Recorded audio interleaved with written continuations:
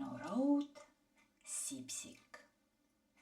Sipsik ja kevadised veed. Päike hakkas iga päevaga ikka heledamalt särama. Lumi sulas ja väljas oli juba päris soe.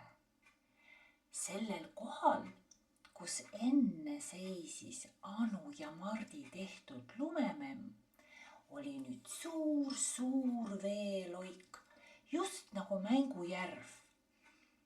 Igal pool õuel oli veel väiksemaidki loike ja lompe.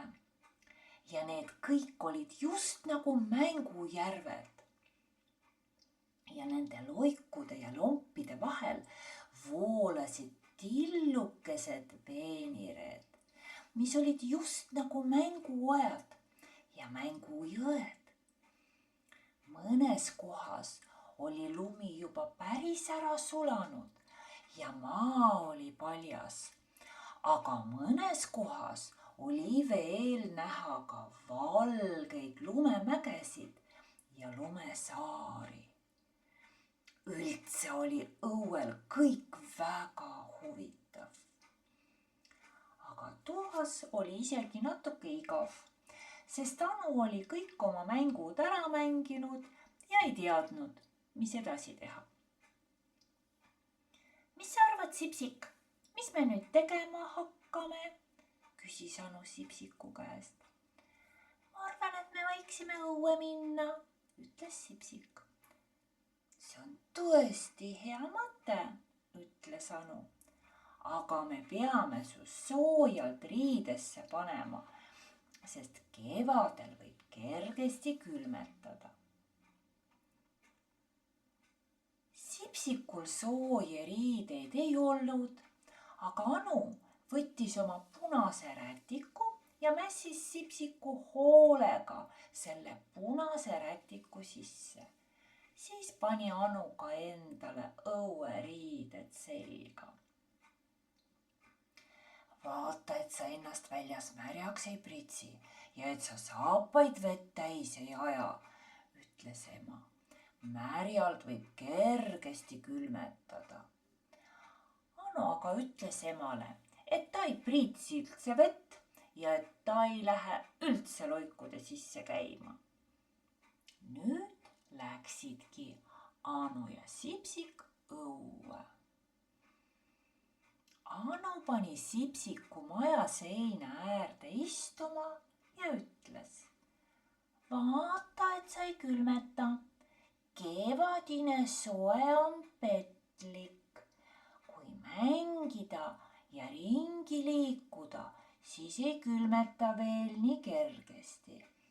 Aga kui ühe koha peale istuda, siis võib kevadine tuul läbi tõmmata.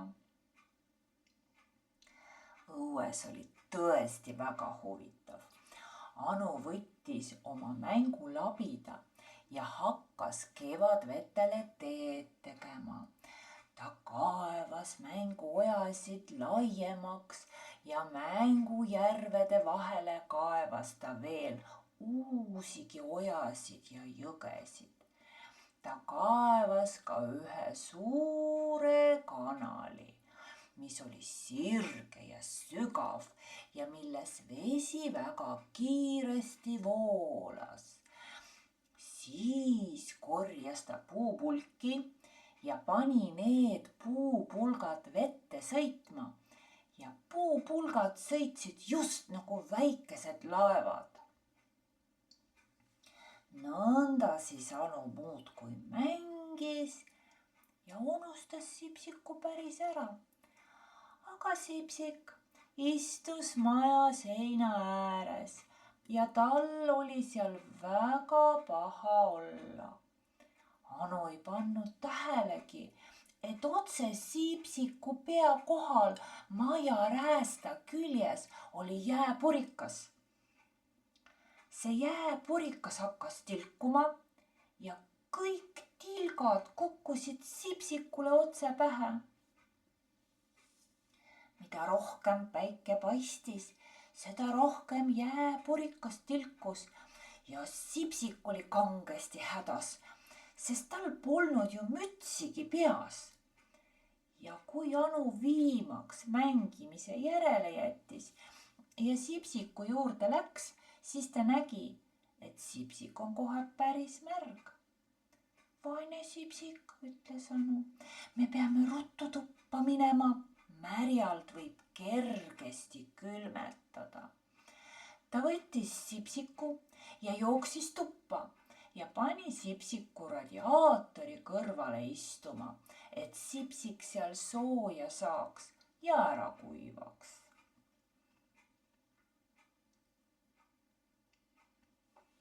Vaata, et sa nüüd haigeks ei jää, muretses Anu. Haige on paha olla. Aga Sipsik ei jäänud haigeks. See, kes haigeks jäi, oli hoopis Anu. Ja Anu jäi nii haigeks, et pidi päris voodisse heitma. See on küll imelik, ütles Anu Sipsikule. Sina said märjaks, aga mina jäin haigeks. Kuid Sipsik arvas, et võib-olla sai ka Anu kevadvetega mängides natuke märjaks ja ei pannud kanges mänguhoos tähelegi, kuidas kevadine tuul läbi tõmbas. Anu jäi kohe kauaks ajaks voodisse. Aga et Anul igav ei hakkaks, istus Sipsik aknalaual ja jutustas Anule, mis väljas näha on. Ta jutustas, kuidas lumi kõik ära sulas ja kuidas puude otsa tekkisid pungad ja kuidas pungadest tillukesed lehed välja tulid. Ja ta jutustas veel, kuidas rohi iga päevaga ikka rohelisemaks läks ja kuidas isegi üks kirjuliblikas akna tagant mööda lendas. Kui Anu viimaks terveks sai, oli rohi juba päris roheline. Puulehed olid juba päris suured ja kirju ja valge liblikas lendasid kahekesi koos. Nüüd läksid Anu ja Sipsik jälle välja mängima, aga kevadvetega nad enam mängida ei saanud, sest kevadveed olid juba ammu kuhugi ära voolanud. Sellepärast mängisid nad hoopis teisi mänge.